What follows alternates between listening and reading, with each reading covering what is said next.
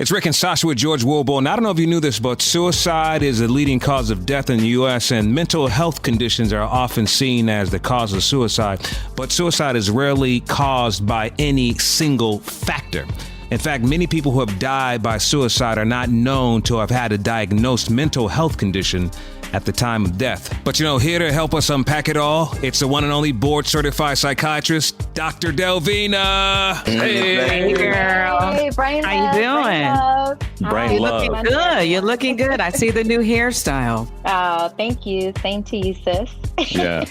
Dr. Delvena, is suicide death rising in our community more and more? It has been. So the rate that we see rising is actually the rate amongst Black children. So little Black boys and girls, ages, depending on the study that you review, ages 5 to 11, and that range is where we saw the increase. So they did all of these studies over a period of time, and they saw that Black children are committing suicide more than before. As far as adults, that trend, or I think the rate sort of is still stagnant. It hasn't changed. It's not any different. But we may see later, once they kind of collect more data, do more studies, that the suicide rate in Black men and women may have changed. We're seeing more and more now that people of the minority are choosing suicide unfortunately, as a way to deal with temporary pain. Dr. Delvena, there have been a rash of suicides by hanging around the country, young men. And the first thing we're thinking, okay, they're after us. But then after the families have seen some of the video, they say, okay, it's ruled a suicide. What are your thoughts as a professional? We want to talk to you when we come back. It's Dr. Delvena, Rick and Sasha with George Wilborn. It's Rick and Sasha with George Wilborn. We're inside the party poll at 888-909-1514. We're talking to board-certified psychiatrist, Dr. Delvena. Listen, if you or someone you know needs help, call the National Suicide Prevention Line at 1-800-273-8255. There have been a rash of suicide by hangings. And here to help us unwrap it all is Dr. Delvena. Now, the cases that we've seen on television, Dr. Delvena, investigators say they've been ruled suicide. The families have seen them, some of them, and they have actually agreed after they watched the video. What are your thoughts as a professional? When I posted about it on yesterday, quickly what comes to my mind is, man, as a people, we have to do better. This is something that a lot of us, meaning mental health professionals, have been trying to talk to our communities about to destigmatize. In the Black community, mental illness is an embarrassment. People don't want to talk about it. Taboo. Don't get me wrong. Yes, it's taboo. And it's that way in other communities too, but even more so in African Americans and Black Caribbeans. We don't want to reach out and get the help for our mental health problems. And so when I saw those articles on yesterday, I thought, wow, it probably was suicide, even though we see all of the things happening with our Black men in America being killed more by the police and all the injustices. As a mental health professional, I still also had to say to myself, this could be suicide, because I know what's happening to people right now with COVID-19, with the lack of social interactions, with the financial disturbances. I mean, people are having money problems, and money problems can lead to relationship problems. So if you don't have a strong foundation with your family, with your significant other, with your friendships, it will be very challenging to manage and try to get through this without having persistent negative thinking or persistent negative thoughts. Dr. Delvena. Sorry. Go ahead, George. Go ahead. So what are some of the symptoms and signs that you can and we can look for, especially when it comes to young people? How are they acting that we should be able to detect that may need some help? That's a great question, George. Dr. Delvena, I want you to answer that question at 20 after. We're inside the party poll. We're talking suicide. And if you need help or you know someone who needs help, listen to Dr. Delvena, and more importantly, call the National Suicide Prevention Line at 800-273-8255. It's Rick and Sasha with George Wilborn, coming back with Dr. Delvena. It's Rick and Sasha with George Wilborn. Inside the Party poll at 888-909-1514. We're talking to Dr. Delvena. We're talking suicide because around the country, there have been a rash of suicides by hanging.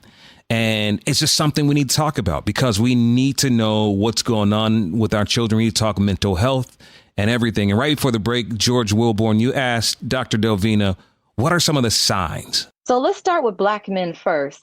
I'm saying Black men, but men in general. But because these past suicides were Black men, I said Black men. But men in general get angry, including teenage boys and young men. Anger is what you see. You don't see the tears, the crying, the sadness. You won't necessarily see the woe is me, help me, but you'll see a lot of anger. They're irritable, they're snapping, maybe they're arguing with you more than usual. If let's say it's your child, the usual patterns and behaviors of your children. So if you see there's a change from that pattern and they're typically not the argumentative type, then that's probably a sign that there's something going on that you have to pay attention to. So in men, anger, and women, we will see the sadness, the despair, and both men and women, frustration. You see changes in patterns. You see that they start to care. They don't care as much as before. They start to care less. So maybe it was something that they would put a lot of time and energy into it. They disconnect from those things.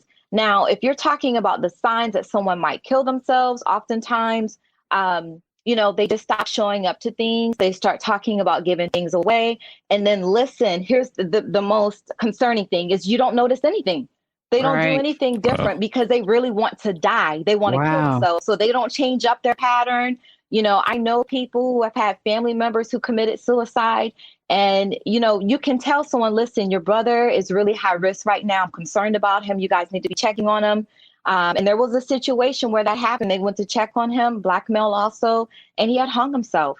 So they don't always indicate that they're going to do something because it's really a moment of insanity. It's a moment of disconnecting from reality. It's a moment of intense despair where someone feels like it's not even worth me trying anymore. Hopelessness. I'm just going to end it. Yes, that significant hopelessness. Nothing matters to them. Dr. Delvena, now, if there are signs like what you just said, how do I handle that? Do I say, let's go to counseling? Do I call the counselor? Do I take them in?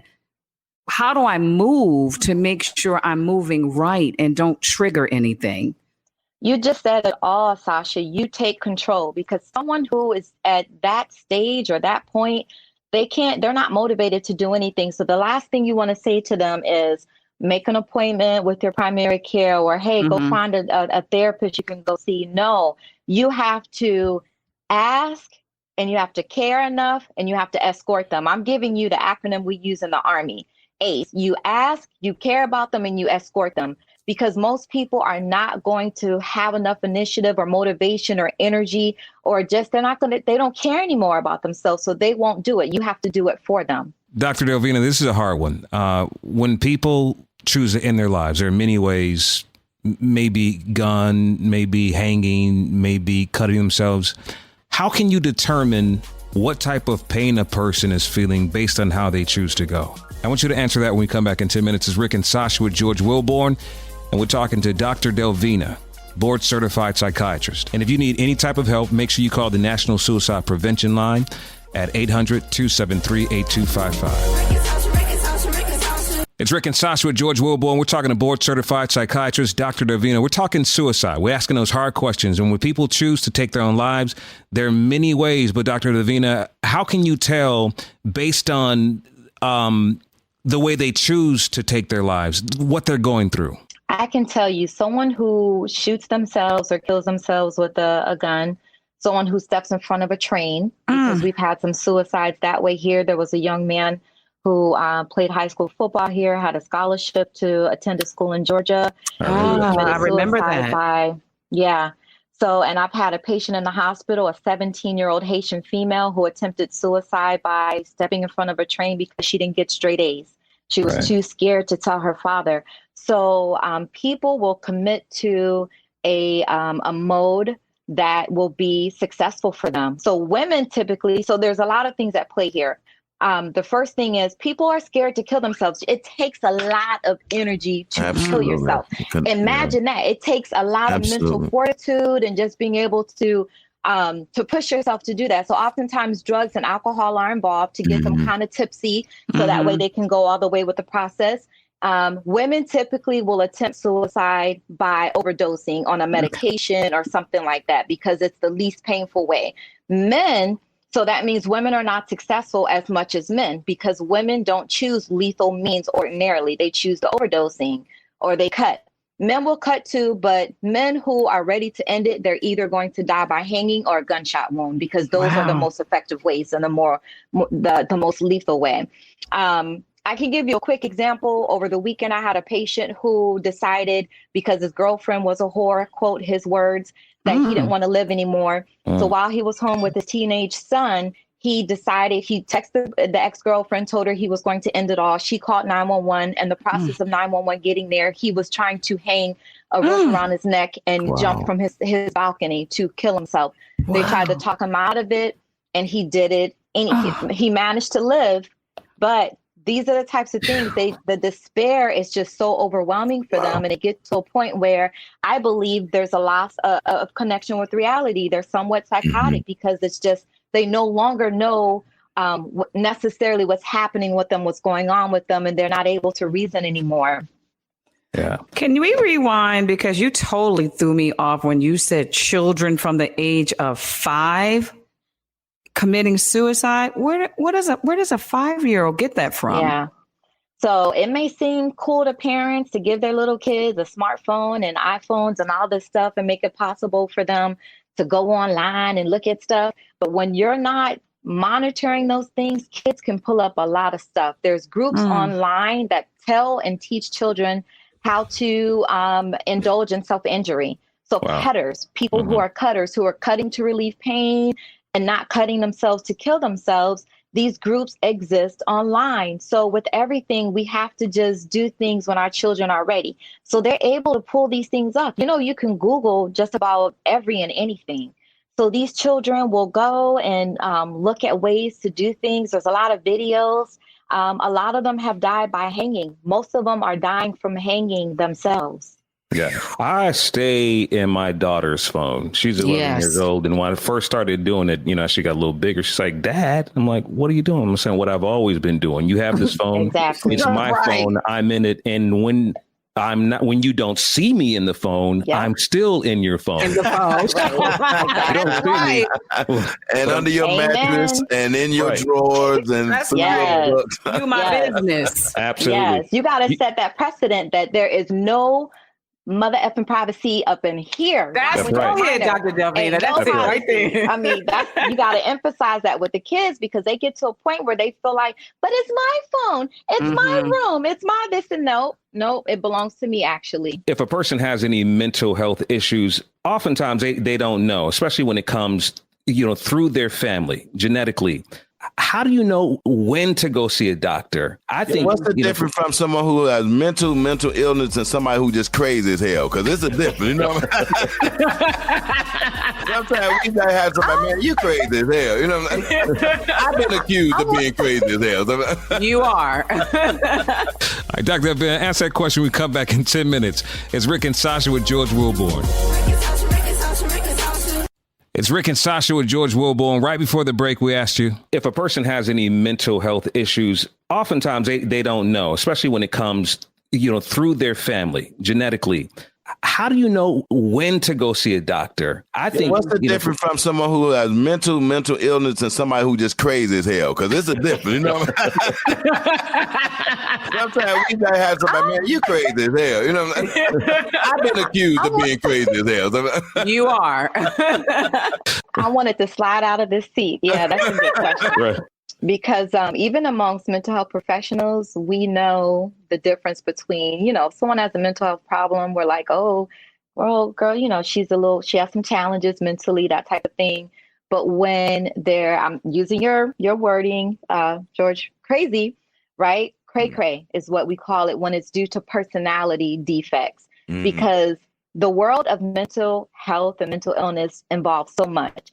So it's the stuff that we know about, you know, the bipolar, the depression, the schizophrenia, you know, it's the substance abuse, but it's also personality disorders. And the personality disorders, those are people who, in a nutshell, they have difficulty maintaining relationships with people. They don't see the world in grays or hues. They see everything as black and white, meaning you're either good or you're bad, you know, so they can't work in between in that gray area, right? And then you notice that they always have issues. Sorry. Hey, Rick, go ahead, Dr. Delvena. You notice they have issues with people a lot. They can't create and maintain relationships. There's certain red flags too, like women who, and depending, right? So you have to get to know someone to be certain. But a red flag for me is like someone who not have friends consistently throughout the stages in their life. If you're someone who's pretty... Yeah, you can't keep friends. Like you don't have a friend from elementary school. You don't have a friend from junior high school. You don't have a friend you're cool with still from high school. You don't have friends you're cool with from after high. Like all their friends are kind of who they're meeting right now and in the now type of thing. They're superficial to these people. They're superficial. They're, you know, everything's on the outside. They never really let you get to know them or get acquainted. They're argumentative. Typically they're manipulative, you know, and everything is about them. Everything is about them. So you could go to them and talk about a concern, but they make the conversation about themselves. You know, you could do a whole show on personality disorders, borderline personality, narcissistic personality. All right, we're going to have to talk about the president another day then. Dr. Delvena, thank you so much for being on the show with us. Thank you for having me on. I appreciate it. And tell everybody where they can find you. Let's start with my website, Dr. Delvena, DRDELV as in Victor, ENA.help. That's HELP. All my links are there for Instagram, which is the same, Dr. Delvena, and Facebook. And I have a podcast now. So if you want to listen to me talk about mental health issues. Yeah, nice. Thank you. Yeah. Thank you. I've seen it. I was watching you on YouTube too last week. Yeah. Yeah, I have a YouTube channel also, Dr. Delvena Thomas. Well, let us know when you need us to be a guest on the show, okay? Oh, okay. Okay. Start with the show. We could do a show about personality. Girl, I think that would be off the chain. Yes. I'm thinking about you, Rick. Dr. Delvena, thank you so much. I appreciate you. All right, y'all.